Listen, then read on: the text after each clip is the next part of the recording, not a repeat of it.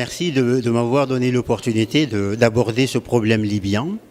C'est vrai que maintenant, on vient de sortir d'un débat sur la discrimination à l'embauche ici à Bruxelles et en Belgique de façon générale. Et pour moi, en fait, on peut tracer ici de liens, même si je ne veux pas mettre dans le même paquet, dans le même sac, quand on parle de discrimination à l'embauche ici. Et le fléau est un autre phénomène que nous pensons qui était déjà vraiment banni sur cette terre qui est l'esclavagisme, en fait, qui est l'esclavage. On pensait vraiment avoir fini. On est aujourd'hui novembre 2017. Novembre 2017, et on voit les êtres humains vendus en enchère sur le marché. Pour moi, ça me fait penser à mes cours d'histoire, comme si on me parlait encore de mes ancêtres, en fait. Mais non, on est en 2017. 2017, comment cela est possible? Je pense aujourd'hui, c'est pas une façon d'accabler, en tout cas, la communauté ou encore la population libyenne. Le problème est beaucoup plus grave que ça, en fait. C'est pas la communauté ou en tout cas la population libyenne aujourd'hui qu'il faut accabler, qu'il faut condamner. Non. Ce cri de cœur, c'est pas un appel à la violence. C'est pas un appel à la violence. Mais je pense, une fois de plus, moi j'aimerais bien interpeller ici, au premier rang, l'Union africaine. L'Union africaine.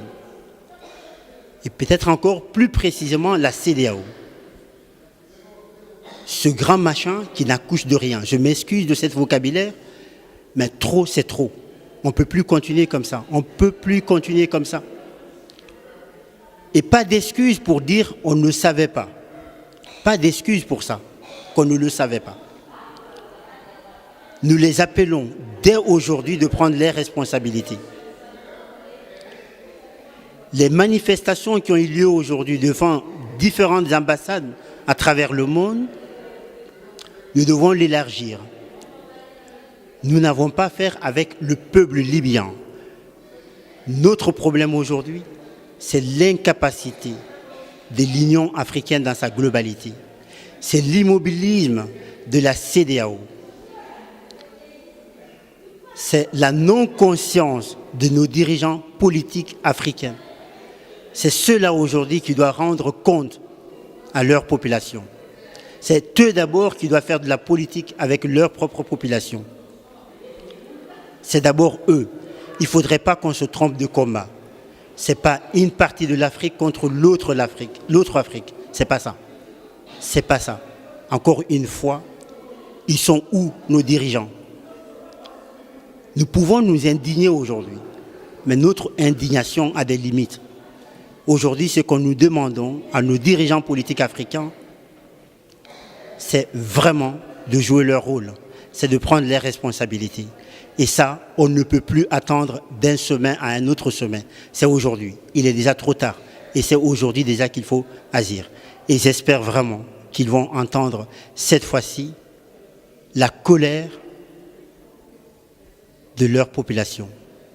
Parce que ça ne reste personne indifférent.